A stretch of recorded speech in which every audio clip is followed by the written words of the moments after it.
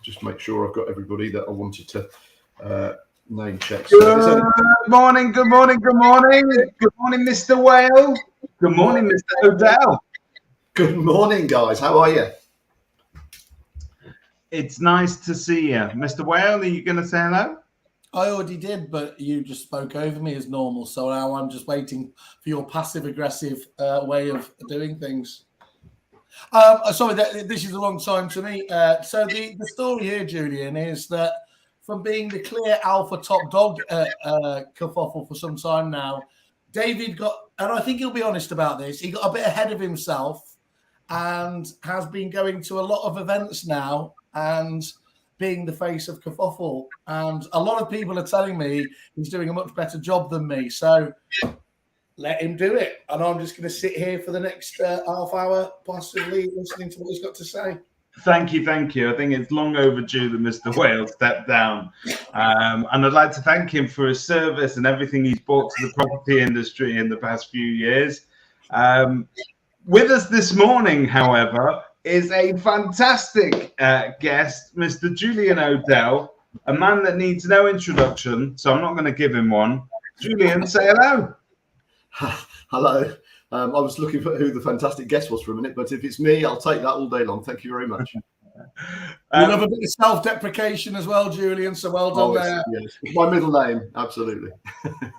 Julian, looking fantastic for a Sunday morning. You told us earlier off camera that you are very often up early. You're doing a radio show, is that right? Yeah, it's part of my fundraising. I've got various fundraising projects that I do, and I was invited to do a morning show, 7 a.m. to 9 a.m. on 365 Radio, and they support food banks. And so it's an unpaid thing, obviously, from my perspective, but it's an absolute labour of love. But it does involve getting up early, getting the show sorted, etc. And it's going very well. Really enjoying it. I think today was my 8th show. I think it was. Lots of Tom Petty, Julian. I beg your pardon, son? Lots of Tom Petty. I try to sort of steer clear of just listening to stuff that I would like, because I suspect that would see the listenership sort of disappear fairly quickly. But you're going to follow the Kerfuffle podcast. You've taught me all I know about audiences. Yeah, absolutely. But no, it's really good, and I throw a lot of trivia in there, and just it's a fun show. It flies by. I don't know if it flies by for the listeners, but it certainly flies by for me. And I'm gratified to get the feedback I get. And it's been a great thing to be invited to do. I feel very honoured somebody put my name forward. I've never done it before, so I've got this sort of flight deck that I have to use, which me and technology don't sit awfully comfortably together. But so far, I've played the right things at the right speed, and it's been okay. Yeah, all good. Yeah. Well, look, we were talking about, obviously, as I said at the outset here, when I bitterly spoke about David's attention, we've had it's sort of the summer conference season and event season has kicked off. We had Property Mart, their big one conference at Wembley a couple of weeks ago. We've had, what else have we had, Dave? Obviously, this week we've had your Members Day with Mr. Knight and Josh Fegan have come over again. Am I missing another conference? Which conference am I missing there, David? Agents Giving coming up very shortly. Agents Giving Friday as well, haven't we, there? But it seemed to me that no event or conference season in property would be complete with us talking about Catfest, would it, Julian? And as somebody who's been lucky enough to attend and been allowed to stay for the vast majority of the event before being walked out, my memory was by your brother, wasn't it? That's right. He still talks about it. It still brings him out in hives when I mention your name. But yeah, we'll come back to why that. I mean, and as I said, that is pretty much a 5-star review from me at any event. But let's take it right back to the start, if that's okay, Julian. So obviously, Catfest named after Cat, your wife, diagnosed sadly in 2010 with cancer. Away in 2022 after a long and an amazing fight against the illness. At what point, Julian, did the idea of Catfest come into play in terms of, and what was it created for? I mean, I know it's supporting cancer categories. But could you mind just giving us a bit of a sort of the background about where it's I mean, it's something we're very proud of, and it started with the germ of an idea where we had a housewarming party in the garden in 2015, and somebody said you should scale this up and charge for it, because we had a couple of bands, and it was a nice feel and what have you. And so 2016 was our first what I call proper fundraising Catfest. And we ran it in 16, 17, 18 and 19. The reason the first one was in 16, first proper one was in 16, was because Kat was re-diagnosed with cancer, and we were in the Last Chance Saloon in the May. Basically, her consultant says there's nothing more I can do other than keep you comfortable. Kat typically and I, we are people that don't settle for that sort of situation. So we scoured the country and spoke to lots of people, and we found an amazing consultant called Professor Stebbing down in Harley Street, who sat with us on May the 13th, 2016, and basically said, this is not good, but we'll do what we can. We'll try this, this, and this if you're happy. And Kat was typically stoical and said, yeah, bring it on. And he put her into remission, which was just unbelievable. I mean, against every possible prediction. And on October the 28th that year, we sat in front of him and he said, you're cancer free, which was just mind-boggling. So much so that I said, are you sure you've got the right file in front of you? And he sort of smiled patiently as if to say, yes, I'm not an idiot, Julian, I do know what I'm doing. And so he's my hero. He's an absolute legend in that field. And he's involved in a cancer called a charity called Action Against Cancer. And we wanted to give whatever we could back to him via the charity, because he heads up a team of researchers who are brilliant people who are already finding causes and cures for different strains of the disease, and will continue to do so and save potentially thousands, if not, long-term millions of lives, and who are just incredible people. So what I love about him is he's a real go-getter. He took risks with Kat, but it gave her 6.5 extra years that we wouldn't have had together. And he's still my hero. I still talk to him regularly. And Action Against Cancer is in my DNA now. So I do as much as I can do. Literally, I do things every day to raise money for Action Against Cancer. And Catfest is the big one. We've raised through Catfest about 200 grand so far. 52 grand was our total at 2019. And I'm a bit like I was when in estate agency. You're only as good as your last month. You're only as good as your last week. You're as good as your last year. So I'm desperate to beat this one, beat that total at this one. It is a tribute for Kat. We lost her on October the 16th last year. I want her presence to be felt as much as possible rather than her absence. It's going to be a tough day, I'm not going to lie. But if we raise 52,000 in a pound, we'll have done it for her, and it will be phenomenal. So yeah, that's Catfest in a nutshell. That and a lot of the time when we get people talking about the events on air, it's because obviously they've got, they've still got tickets to sell and everything else. I mean, there's no chance of that with yourself. You've sold out for some time now, haven't you, in terms of the actual? This time has been the best supported Catfest, I guess, for obvious reasons, in terms of people recognising the situation that myself and my family are in, and the sentiment behind it and everything else. So yeah, tickets sold out in record time. Sponsorship's been amazingly generous, largely from within the estate agency community, from the likes of obviously yourselves and Rightmove and the Depository, and certain agents like Manning Stainton and Kings Hill have done a charity bike ride and are throwing the money our way. It's been amazing. We've had some fantastic support from within the industry, not exclusively. There's other supporters as well. We've got a financial services company who support us called Boost Financial, and they supply and sponsor all the food and stuff. So it's an amazing event, 7 or 8 acts, festival setting, 400 attendees. And as I say, the goal this time is to raise as much as possible. So yes, sadly, there's no tickets available, but there's lots of other ways that people in the industry can help us. And just talk about that, because clearly, obviously, being a charity, when you're limited in terms of the actual tickets itself, and one of the beautiful things, we'll come back to that in a minute, the beautiful things is that this isn't one of those, those huge events. It's such a small, intimate affair that even if people did want to try and stay away from me, they really can't. And that's what I love that. When I have them in a trapped area, that's perfect. And the food and the drink are just the most ridiculously high quality, aren't they? I mean, let's just say that it is for anybody that's attended if Simon were to say that he's organising a festival in his back garden, it would be exactly as you imagine it. When Julian does it, I mean, it is a fantastic setting. First of all, anyway, it's a very lovely plot there. But when you turn up, there is every sense of it's got that buzz and that excitement of a full blown festival, but it's manageable. Yeah, we stumble again inevitably with these things. You stumble on ideas and things as you go along. But what I love about it is I'm lucky enough to live rurally, so we've got no neighbours to upset. Although, or to be fair, my parents live bang next door, but we invite them, so they're fine about it.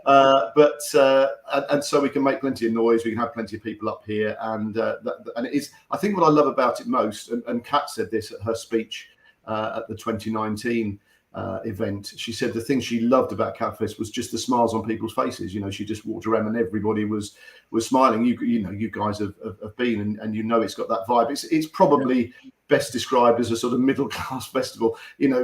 I'm a music lover, so for me it's all about the music. And but what I'm not a fan of is queuing to use dirty latrines and all the things you have to do. And so we push the boat out. It's posh loose galore. It's great food. The drink is all included, which is quite unique. So you pay your ticket and everything's included. And again, what we've learned about that is that people are then far more generous on the day buying raffle tickets and making donations and bits and bobs like that. So and actually, because people buy their tickets sometimes 6 or even 9 months in advance, they rock up to the bar when they arrive, they ask for whatever they ask for, they hand out their money, and the bartenders say no, it's all included. And people have forgotten that. So there's all in the immediate sense of, oh wow, this is amazing. So the atmosphere is like nothing I've encountered. And I know I'm biased, but the feedback suggests that that bias on my part isn't misplaced. Julie, what you've done is, do you remember the old? I assume they're still going. The old Sandals Resorts, ultra all inclusive. You've ultra all inclusive an event, haven't you? So whereas most people are used to going along to events and you're getting your hat nailed on for a bottle of water at £9, 10 quid here for a manky sausage and all the rest of it. And then, normally even £20 to use a top toilet, as they would say. You've really thought it all through. It's fantastic. But you said before people can help you out. And, of course, this is all about a charity. So it's about where we can push the revenues and the contributions to this fantastic cause, obviously, this Harley Street doctor and his cancer charity. Talk about the opportunities that are available there for people to back them if they want to get in contact with you. Okay, well, there is just literally the straightforward option of anybody individually or company-wise who wants to make a straightforward donation and just to say, here's some money towards the cost of the event. And they can do that and have their name emblazoned upon the banners and the programs, etc., and a big thank you on social media on regular occasions and all that sort of stuff. A lot of companies aren't too bothered about that. They just do it under the almost sort of just quietly saying, there you go, have that on us, and whatever. Or they can choose to specifically sponsor a particular item or feature. So it was always a good fit for Kerfuffle to sponsor the bar. I don't know why, that just seemed a natural sort of fusion. So I thought even with an all-inclusive, I thought I might get a bit extra. Yeah, it was difficult. I mean, you do remain the only person that has ever been escorted off the site. So there is that claim to fame that that's rock and roll, Julian, rock and roll. Absolutely. So they can sponsor this. They can get in touch with me and I can tell them what bits are available. So, for example, Right Move is sponsoring the headline band and, bits and pieces like that. So that's all fine. The other way that we're really interested in support is through auction lots. We make a lot of money at the auction and we've got various holiday homes donated for holidays, both in the UK and abroad. We've got certain artwork and a VIP experience at Tottenham Hotspur and various things like that. So those are the sort of things that sell really well. We have unfortunately lost one of our big money spinners because that was all down to Kat. She was a brilliant cook. She was Italian and she was just a fantastic cook. So in fact, saying cook is undermining her. A chef. She wasn't a qualified chef, but she really was in that sort of league. And each year she offered to cook an Italian banquet for up to 8 people. and go in and prepare it and serve it and wash up afterwards, along with some helpers. And that was so popular that people that had it once would rebid the following year. And Kat never had an ego, so she was always shocked that people would want her to come back again. And the last time, 2019, she sold 2 of those because we couldn't separate the bidders. And in the end, she'd offered one, 2 people were after it. And the friend of ours who's the auctioneer said, Kat, would you be prepared to do 2 of these? Now, bearing in mind she'd got cancer and she wasn't so good at that time, but in typical fashion, she said, yeah, I'll do 2. And so we got 2 of those sold at £2,000 each. Obviously, we've lost that. And so anything that people have got that they think might be something that people would bid money for, we would be eternally grateful, because that's where we need to top up our coffers. So big shout out there to anyone who can think that, however small, it can be just a donation, as Julian said, or obviously if you have got an auction prize that we can use, that Julian can use to help get donations. How can they find you? I mean, Julian, it sounds like on the radio waves, but what's the best way of getting in contact with them? Well, the other thing I should mention is that there are raffle tickets for sale. And so, again, if people just want to buy a few of those, literally every little helps. If everyone that's, is part of the estate agency network that the 3 of us know, if they all just bought 5 raffle tickets each, that would make a massive difference to the well, you're always a big fan of RAN, weren't you, Julian? Big we'll certainly share that round the RAN members as well, hopefully. Fantastic. I mean, I've worked with, well, obviously when I was partner of Thomas Morris, we were members of RAN, and got a fondness for them going back to the mid-90s. So anything like that would be amazing. So they can get in touch with me by listening to the Marvellous Morning Show on 365 Radio, playing the hits of yesteryear on a Saturday and Sunday morning between 7 and 9. Actually, that's just a shameless plug. They can't get in touch with me that way, really. But they can email me, Julian O'Dell @live.co.uk. They can tweet me @agencytrainer. They can give me a call in the old-fashioned way, or text me on 07718 634 235. And they can find me on WhatsApp and LinkedIn and all the usual socials. So, or just tie a note to a pigeon's leg and send it my direction. Whatever is communication. Yeah. So I think one of the things that always marks out a great event is the amount of kind of repeat business and everything else. And again, we were talking before, you were saying that just how many people come back, first of all, buying tickets year on year to come and attend, coming back, right move. I know I've backed this time after time with your good self there as well. But it's not just that, is it? It's some of the acts, and some of these acts that you have on are, let's just talk through the you've got Ultimate Elton, obviously, who is Elton John. And I'm telling you guys, if you want to just go have a look at some of his stuff on YouTube, it is absolutely crazy. You've got Supersonic Queen, obviously, doing the best Freddie Mercury on there. But the one that interests me most, who I normally when I'm seeing you doing a shout out, it's to Fred's House, who I think you've just had back time after time, and they've come back to back it in with absolute zealotry, haven't they? Yeah, they're fantastic. They've become good friends over the years, and they have played. They're the only act to have played every single Catfest, and it wouldn't be complete without them. So we're looking forward to them.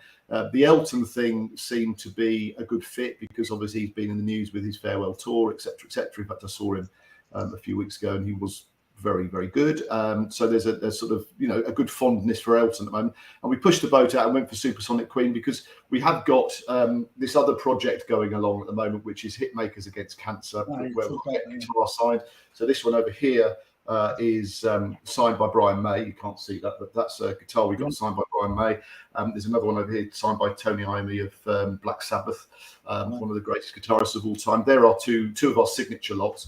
And it also, the Queen thing ties in with that, and it also ties in with the other project that I have, which is my Art Against Cancer project, where I draw pictures of the great and the good amongst the music world. And so for example, there's a picture of Brian May, what I drew, and you can't see that, but it's been signed by Brian May as well. So that's going to be another little auction lot. And there's lots of we've got lots of other pictures that I've drawn and they fetch decent money as well. So you've got there's one there of Midgeur, and then one for you, Simon. So that's something that you perhaps be interested in. One of Cliff Richard. There. Love a bit of Cliff. Yeah. And again, signed by the man himself. He was very generous with his time. Happened to have rehearsal for his tour up in a studio about 20 miles from where I live, and he signed a guitar. And did that because I obviously I saw you started getting the pictures signed. Is that what? And obviously you got these fantastic opportunities to meet up these people, and they were great with their time. Is that where it led into that Hitmakers Against Cancer idea then around the guitars, or what? Actually, no. They were. That's a good question. Actually, they were really on parallel lines, and then suddenly I thought, well, hang on a minute, there is a bit of an overlap here. So the Hitmakers Against Cancer, we've had 143 people sign donated guitars. It started with a friend of mine donating a guitar to me and saying, auction it or raffle it at Catfest, and somebody else saying, why don't you get it signed by the great and the good, or anybody that might want to sign it? So that project started in 2019, and since then we've had 143 people sign it, from Brian May, Cliff Richard, Jules Holland, Paul Young, you name it, Van Morrison, all sorts of people. It's been a great journey going around and meeting all these people, and probably maybe halfway through that experience, I suddenly thought, well, I'm drawing pictures for my art project and of random musicians, and I'm meeting other random musicians, and every now and then, there is an overlap. And so it was like, hang on, moment, eureka moment. Why don't I, when I've got a meeting to go and see so-and-so to sign the guitar, why don't I draw a picture of them? And if they approve of it, they can sign that as well. And that's gone really, really well. So the likes of Tony Hadley and Gary Newman and all sorts, Ronan Keating, all sorts of people like that. Thankfully, I say to them every time, if you approve of the pitch, if you don't, then please don't feel obliged. But they thankfully have always signed them, and we sell those separately. And obviously the pictures were selling well anyway, but when they're signed by the subject, it enhances the value hugely, of course. So that's the three projects: Catfest, Hitmakers Against Cancer, and Art Against Cancer. And they all culminate at Catfest because we auction the guitars online to simultaneously end during Catfest, if that makes sense. So people can bid on the day via the well-known online platform, and we obviously remind them on the day the guitars are all on display, but they are being sold online, so people can see them, like the look of them, get on their phones, and it's quite there's an exciting energy about that. Brings it all to a head. We sell the pictures at the same time as well, so it all comes together on that day. Lovely. And how are you? Are you still working with your old existing clients on the training side of things over here? It's a really interesting time. I mean, I reinvented myself in lockdown because I had to. Obviously, all the things I was doing were suddenly illegal. Going around and meeting people in hotel rooms and pressing the flesh and sharing buffets and everything. All that came to a grinding halt. So I reinvented myself on Zoom, and it was very fortunate, really, because it meant I spent 3 years with Cat that I wouldn't otherwise have spent. I've spent sort of up to that point 17, 18 years out on the road, 2, 3, 4 nights a week, and obviously, at the time lockdown hit, we didn't know that would be our last 3 years together, because at that point, Kat was, trying to stay well and taking whatever she was told to take. But as lockdown officially came to an end for most people, it coincided with Kat's health deteriorating. And so I carried on working on Zoom and looked after her and tried to keep that sort of balance. And then when she passed away last year, I took a month out just to get my head straight. And just I've carried on Zoom. There's the appetite for Zoom training is so strong. It's interesting at the moment because, of course, with the market getting difficult, which, to be fair, I've been talking about that to my clients for probably 12 months, and most of the forward-thinking ones have been planning for this. Some others are perhaps getting a little bit taken by surprise. To me, it was inevitable we were going to hit this because I've been through it as an agent loads of times over the last 40 years. Because, we have, obviously, you've been through a load of sticky markets, even though you do obviously look Peter Pan style, like my good self. What would you be doing as an agency owner there? What would, what sort of advice would you be handing out to your clients? Well, I've been saying this for a while to my clients, and I think that the key to it is that, the first thing to do probably is to talk to someone who's been there and done it. And I have been through that situation. We steered Thomas Morris through some very, very choppy waters in 08, 09. We came out battered, bruised, but largely unscathed when other agents around us were going pop. So there's lots of lessons we've learned from that. The headline lessons, and to be fair, I didn't know you were going to ask me this question, so this is very much a off the top of my head answer, but it's what I'd say to any client if they were asking me, and that is, first of all, don't panic. Come up with a plan. the plan needs to focus on your numbers. First of all, you need to know your numbers. In other words, to drill down into what your expenditure is. And our plan in 2008 was simply to keep our heads above water. No more than that. We weren't after a profit necessarily. That would be a bonus. We just wanted to keep the doors open and keep everybody in a job. So we distilled down the costs. We went to suppliers and negotiated with them. We got rid of the nice to have stuff and just stuck with the must have stuff. We did pay, how surprising I'm going to say this, we did one heck of a lot of training to get the staff super skilled at spotting and maximizing every little scrap of business that was out there, because there wasn't much to go at and you had to get the lion's share of it. We did all of those things, got the costs down to as low as we could, kept the income up. We trained the valuers into how to get better fees, which actually was relatively easy in that sort of market condition if you know what you're doing.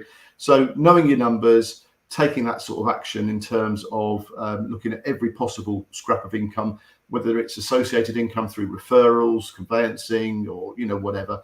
And as I say, we navigated through those. There's lots more detail than that, but those are, I would say, the headline figures. Don't panic, know your numbers, have a plan. And then probably the fourth thing on top of that is just to, I don't like the phrase necessarily, but micromanage. So in other words, things you were measuring month to month, measure them week to week. Things you were measuring week to week, measure them day to day. Things you're measuring day to day, measure them hour by hour. And so, the reason for that, Julian, so that it doesn't get ahead of you. Because if you did used to keep it as a month, by the time a month's gone by, that's really too far.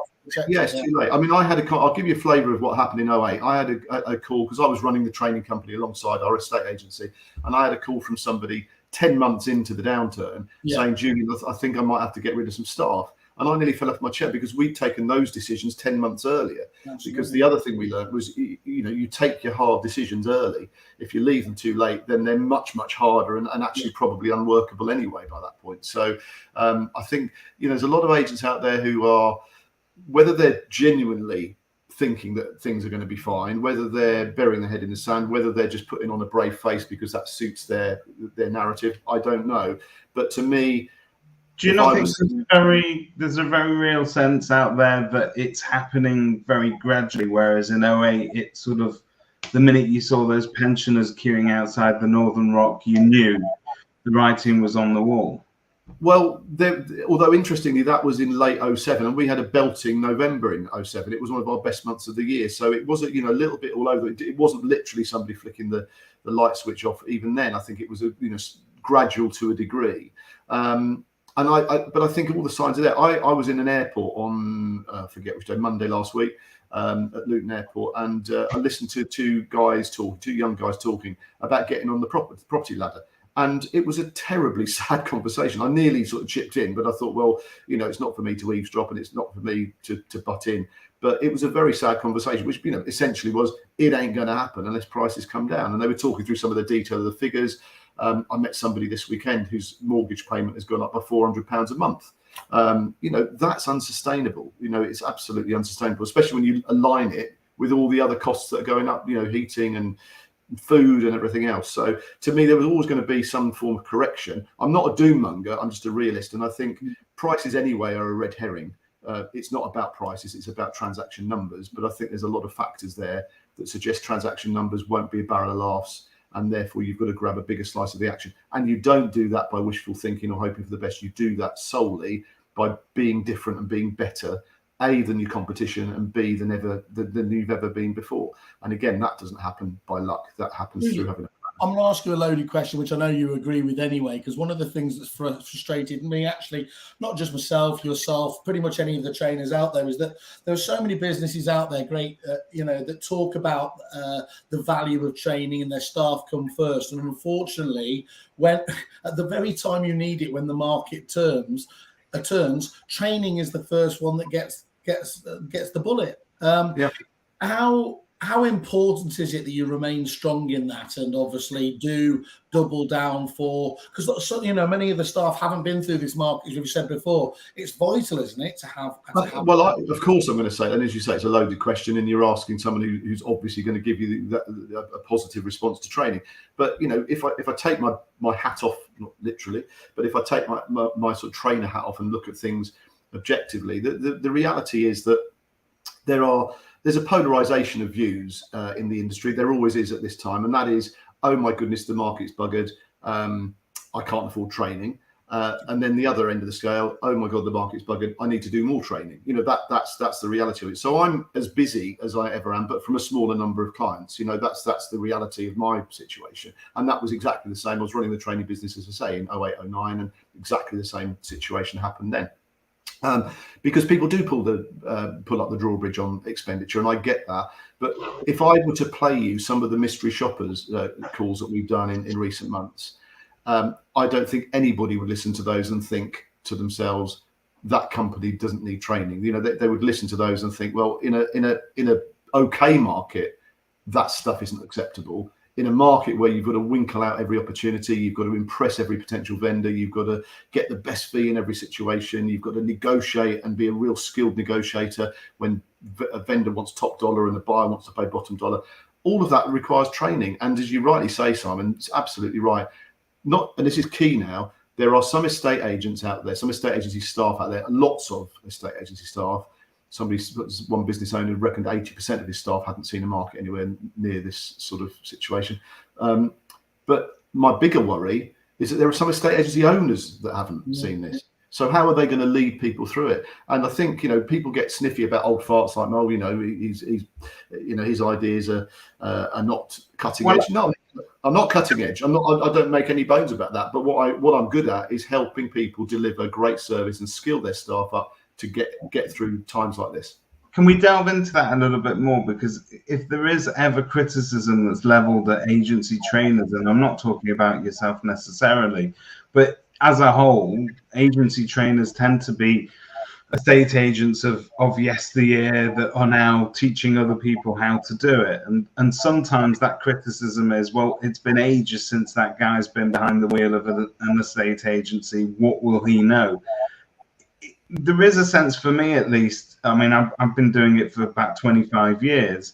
The estate agency game, although the technology that we use has been a game changer, it's made our life easier. The actual nuts and bolts of being an estate agent, to me, seem to be precisely the same as they were 25 years ago as they are today. Do you see a difference? Do you feel that difference? I'm, first to say that obviously there's a massive part for tech in estate agency. Of course there is, in terms of generating opportunities and streamlining your processes and everything. Of course there is. I'm not a Luddite, but equally I think tech is no more important than technique. And I think those two things need to run hand in hand. And what strikes me as farcical is that a number of companies, and loads and loads of companies, spend a shed load of money on the tech side without spending anything on the technique side. So what they're doing is creating opportunities which then get screwed up by untrained staff. It just seems a pointless expenditure if that's the case. Just to also support your point about trainers saying to people about how to run businesses when they haven't got the necessary track record to do so. I do find it really, really frustrating, and I hear things that trainers who've never been an estate agent will tell estate agents to do, which I want to scream at them, no, don't do it that way. That's, in some cases that's wrong, in some cases it's definitely ineffective, and in other cases it's actually illegal. And I hear that constantly, and I've been invited to go and train for other industries, and I've always turned it down because yes, my stuff is transferable, of course it is. I could train people how to sell a car or whatever, because the skills are transferable. But I'd feel a complete hypocrite standing up in front of a team of car salespeople saying this is how you sell a BMW, because I ain't ever done it. So, and if people want to spend their money with trainers who have got that non-industry background, I respect that. That's their choice. But you cannot tell me that those people are equipped to say to somebody, this is how you get an estate agency business through a downturn, when they haven't done it. In fact, some of them have never been up a garden path and done a valuation, let alone, run a business through a tough time. So that I find quite frustrating. I'm not all over technology. I know what's going on. I talk to the suppliers. I talk to people like you. I know what my clients are using. But I'm out of the front line now. So, of course, my knowledge of the tech side is not 100%. But that's not what I train. What I train is technique. And just to give you a flavour of that, my son has just bought his first property. The interaction from the estate agent he bought it from was literally zero, pretty much. They happened to get the instruction. They happened to pop it on a portal. He happened to see it, and he's now moved into it. I said to him, "Did they sell you that?" He said, "No, I bought it from them." which was an interesting choice of language. I said, would you go back to them as and when you're ready to move? He said, not a hope in hell. I said, why is that? He said, because I just never heard from them. When I needed anything, I had to call them. They never called me back, etc., etc. Now, that's a gift for that agent, isn't it? You know, to sell a flat to somebody who's never sold a property before, if they'd looked after him human to human, sod the tech, human to human, then he'd be saying a different thing. And they have lost a future vendor as a result, and probably other potential future vendors within his circle who he may have conversations with. So to me, the balance is get your balance right between tech and technique. It's not exclusively one over the other. I think that's your techniques. I mean, particularly the material that you recorded for us for Kerfuffle Campus is all about the basics. It's all about that human touch. And recently I had to edit all of it because we were putting together sort of a handout to accompany the course. And there's some fascinating stuff in there, like observations when you first arrive at the property, where to park, how to walk up to the actual front door, all these sort of things that if you are to let nerves get the better of you, you'll forget all of this and you'll arrive at a door completely a mess. But there is a way to do everything that effectively you're setting the scene for the best possible outcome. And it's all person to person, isn't it? It is. It's all human behaviours. And I think, you know, it's kind of gone full circle in so much as training always used to be about the human stuff. And then tech sort of took over. And that became, for some companies, their big USP and, you know, the differentiator that perhaps set them apart from their competition. Now everyone's got tech of some sort or another. Everyone's on different portals and everyone's got CRM and, you know, whatever. And there's a huge opportunity now for agents to be that different agent through those human behaviors, because those have, I hesitate to say going back to basics, because I think for some companies, it's not going back to basics because they were never doing the basics in the first place, if that makes sense. For some of them, it's going forward to the basics, if that makes sense. I'm not being disparaging about the industry, and I don't know what percentage of agents are doing it the right way, human to human, as I would call it. But judging by the interactions I have, judging by the feedback I get from people who absorb stuff I'm talking about and go off and try it and come back. I've got a company called Cal Norford up in Rochdale.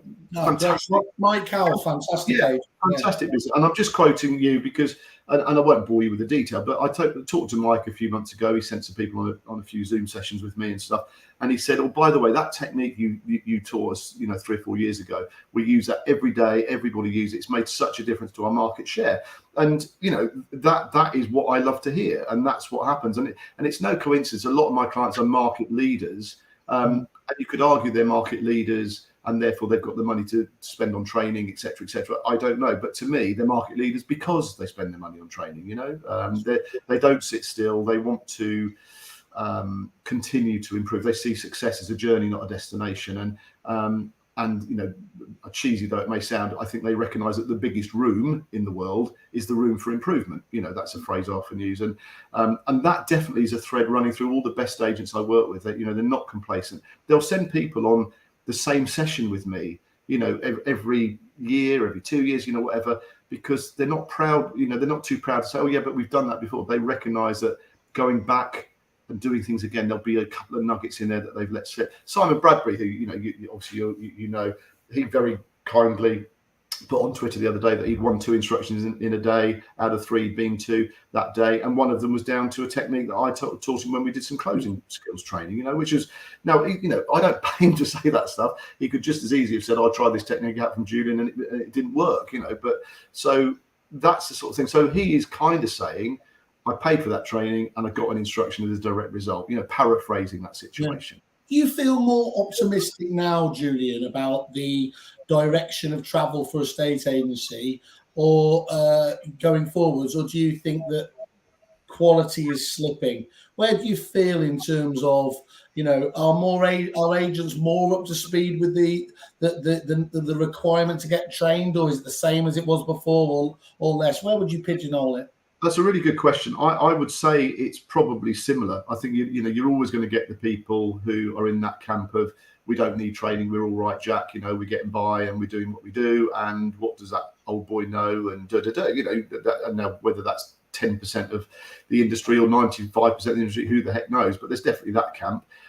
Then you've got the younger ones coming through. I say younger, not always younger, but the people that are perhaps newer, and they are open-minded to new ideas. I don't think the percentage has changed, and I don't think it's linked to the type of model either. I get people coming to me from some of the likes of EXP and that sort of new breed of personal agent, if you like. I get people signing up for my programs from that sector, just as I do from companies with 20 branches or whatever. So I think a lot of it's driven, well, most of it's driven from the top down. So the only thing I would hope is that as a new generation come forward and the world is moving fast, maybe they'll have a more open-minded outlook to self-development and training. I think that's the key one you just said there, isn't it? With those new models, people are people after all, whether you're in a corporate or if you're an individual. But those people who are in those independent models, individual models, can actually go out there and do it for themselves, can't they? Yeah. And seek out training and developments. And then, I mean, where I was hoping, I suppose, is I think there's so many more resources out there, from TED Talks to, Audible and everything else, for people to get on board with this if they want to do it.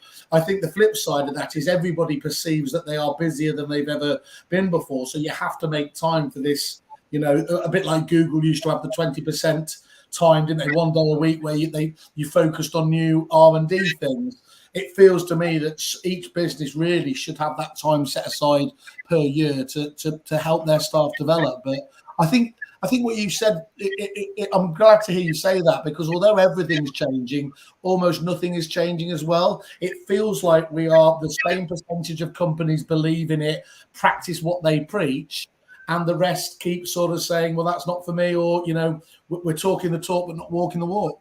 Yeah, you guys mix in similar circles, and when you look at the A-list, as I call it, where the A-list of agents, and they don't have that's not to say that they're big agents in terms of numbers. An A-list agent. I've got a client who is an A-list agent who had one office and was absolutely hoovering up market share. They've now opened a second office, and the trajectory continues. But so it's not about size; it's about those A-listers. I think they do.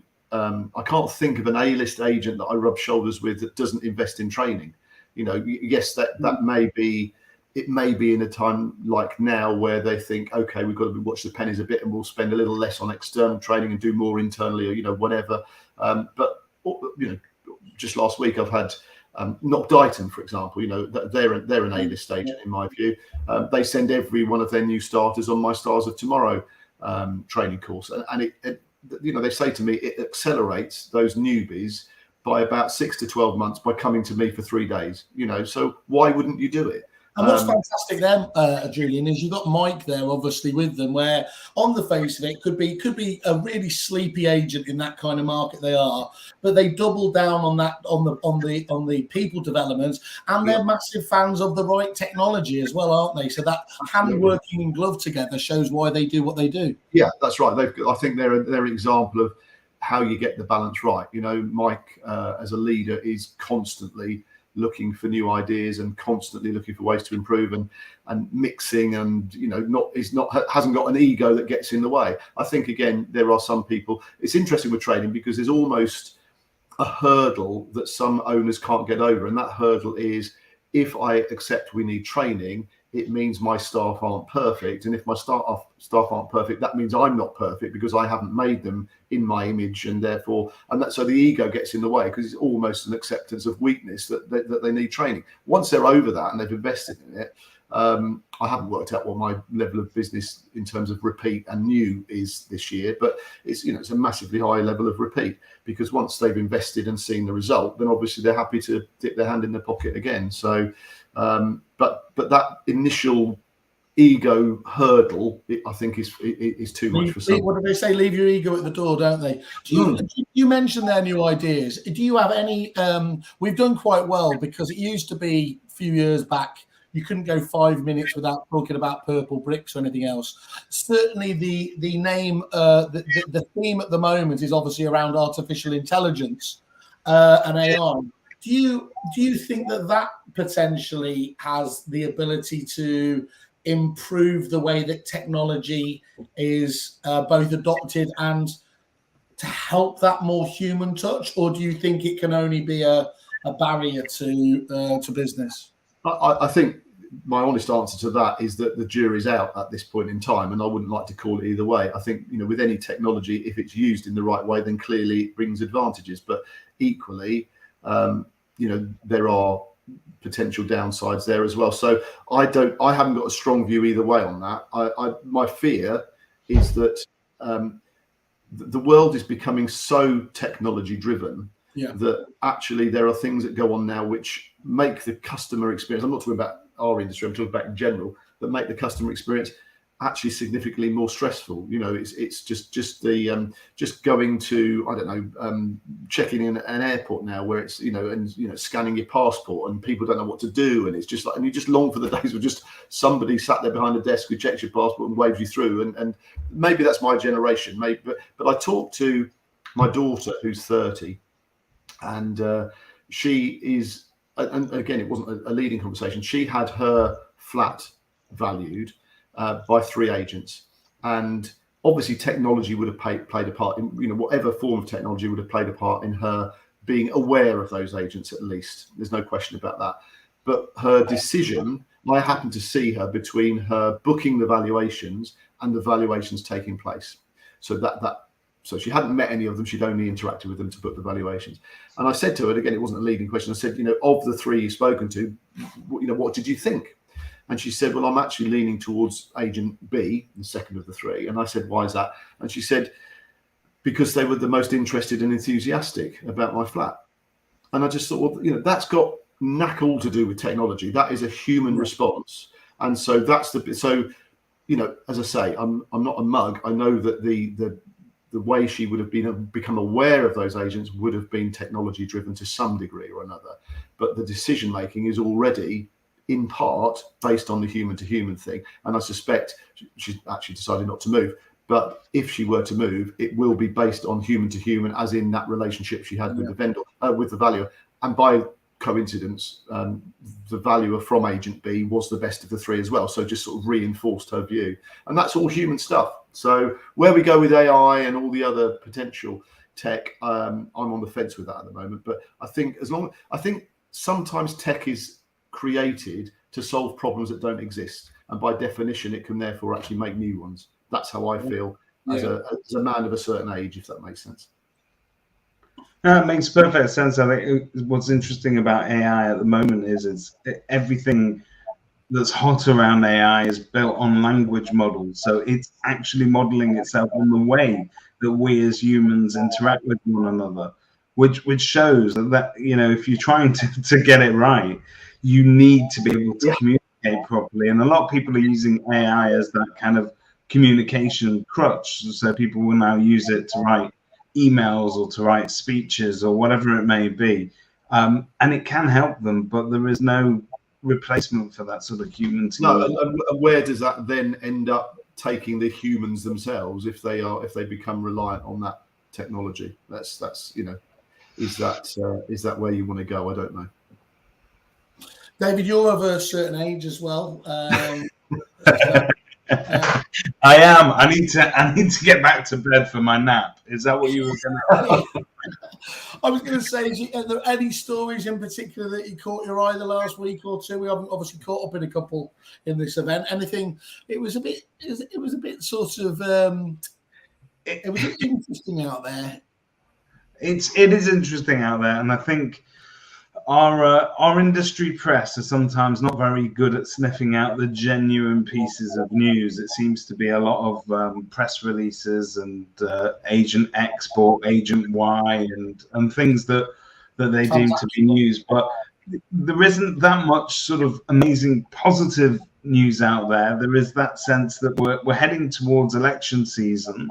And the phrase that I saw used a lot this weekend is that it's going to be a checkbook election, in as much as people are going to be making economic promises. And I think that's what everyone and all agents pretty much have their eye on. And I think that will dictate what we get thrown our way as an industry as well by government. So, there was all sorts of news this week about renters reform bill, whether that's going to be pulled, whether and that old chestnut of Roper still sort of rolling around in some cupboard in Westminster. But eventually, we're going to see some real proposals come forward, I hope, during election season. But hey, it's easy to make promises in election season. Why is Megan watching? It's an interesting climate, but it does feel like there's that sort of political tension out there at the moment, and it's all it's funny because we talk as an industry about being not that liked, but it also correlates with not being trusted. And I just think that the public trust in politicians at the moment just seems to be at an all-time low. I don't know how you ever get that back. It just seems that everyone's waiting for something else to happen. It's just like, as you said, you're waiting for the election to happen. Everyone's just twiddling their thumbs around it. But famously, that's not the way you make things happen, is it? Sat around waiting for other people to do stuff. It's a frightening time, isn't it? And I think, there are. I do fear for the next generation coming through, because just living is just surviving is just tough at the moment. Everything is it's a difficult time, a really difficult time. And as I say, I look at my kids and where they're at in their lives and what have you, and the money they're having to spend to get on the property ladder and all that sort of stuff. And it's a really, really difficult time. And when you see, as I mentioned, I talked to somebody who's they're slightly naive at perhaps not having researched it before, but their mortgage payment is going up by £400 a month. That seems to be the best deal they can renegotiate. And that, when you're already, pretty much hand to mouth, can be a deal breaker. So what are they going to do? Are they going to downsize? Are they going to move to a cheaper area? Are they going to come out and go to rented? Because I'm not sure. But even in the rented sector, we're seeing that rents are going up. Absolutely. Just as mortgages are going up. So there's nowhere really to hide for people in terms of the cost of living.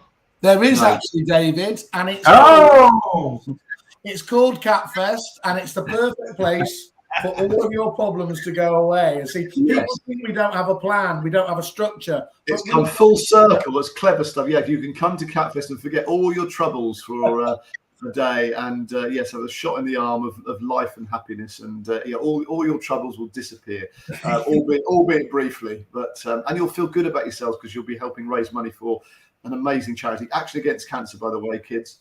The reason we love them is because they're headed up by the consultant who kept Cat well against all odds, and but they have one employee, and also all the money goes to the sharp end, and there will be researchers who are being funded by Action Against Cancer who will find a cure for a cancer that will help someone else's journey end happier, more happily than sadly trusted. Because you tell you what you've got at the moment, just going on to a wider point as well, is people have charity fatigue, and it's not per se that obviously there's so much going on out there because government famously has pulled away, but they're almost a bit like with Kerfuffle, where you just don't know which supplier to know.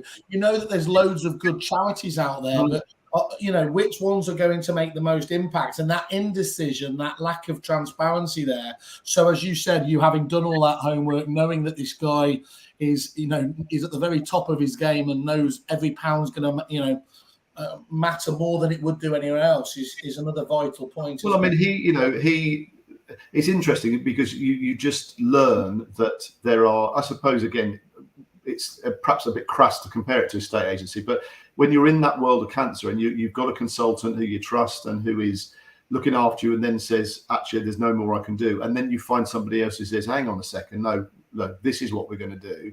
So you move from this level of consultant to this level of consultant without even knowing that this level of consultant existed. Yeah. Maybe there's a loose, slightly clumsy parallel to draw between, how estate agents operate.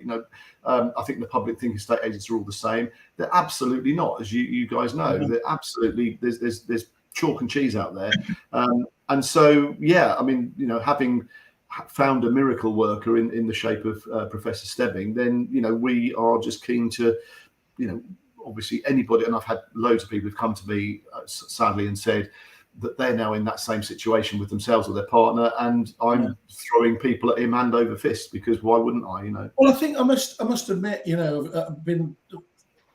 I haven't been overly hit like some families have, but it's happened.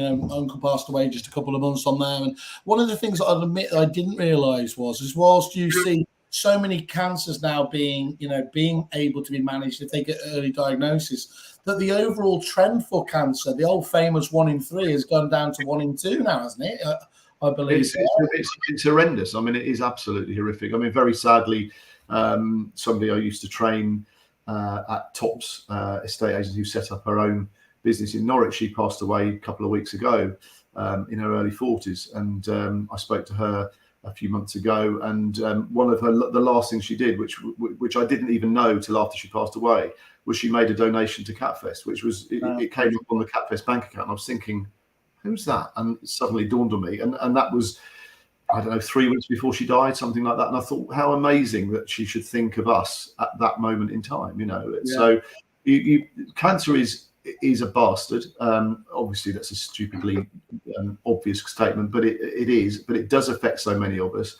And whether it's 1 in 2, 1 in 3, or whatever it is, the reality is that anything we can do to help other people's journeys in the future reach a happy ending, that's what drives me. I spend more time fundraising than I do working now, and it is the most motivational thing. It is without doubt the most motivational thing. Whatever awards we won for our estate agency and stuff, that was all fantastic, and increasing profit year on year and all that sort of stuff. But this is the drive. It shows you what's real, though, doesn't it? As well, absolutely. Isn't it? What's important out there. So look, well, again, hats off to you for putting so much of your continued time and effort to that. It is incredible. Everyone, you've heard what we've had to say. You've heard the event there. Please get in contact with Julian on this. We'll share it around, as we said, Julian, and keep doing all that magnificent stuff you are doing for it. And thank you so much for all your support, guys. It's amazing. I really appreciate the opportunity, and thank you for sponsoring the bar for us again. And we'll make sure Kerfuffle is splashed around the place, so there's no doubt where the people around as much as the booze. Yes, exactly. Excellent. Thank you so much, Julian. Have a great weekend. Yeah, and you guys. Nice to see you. Bye.